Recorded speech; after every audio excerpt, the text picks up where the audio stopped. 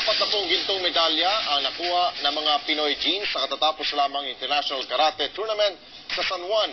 Silipin natin ang bahagi ng kompetisyon sa ulat ni Gretchen Malalad.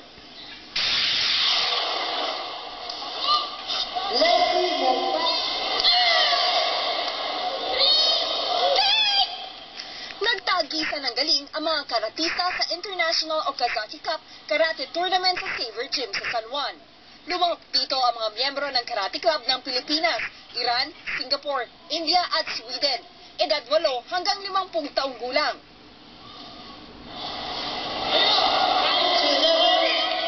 Mapabata at matanda, todo bigay sa pagsuntok sa pagsipa.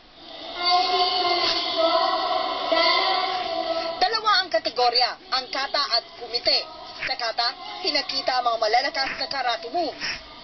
Dito na mayagpag ang Iranyan na si Faride Jalali na mayani sa 8-10 boys kata.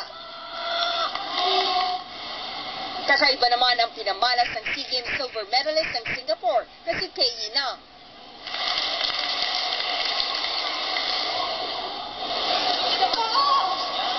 Sa Komite Event o Sparring, paunahan ng punto sa suntok at sipa ang mga atleta. Kahit malaki ang agwat sa taas ng kalaban ng batang lalaking ito, siya pa din ang sugod ng sugod. At syempre, hindi rin magpapahuli ang mga batang babae.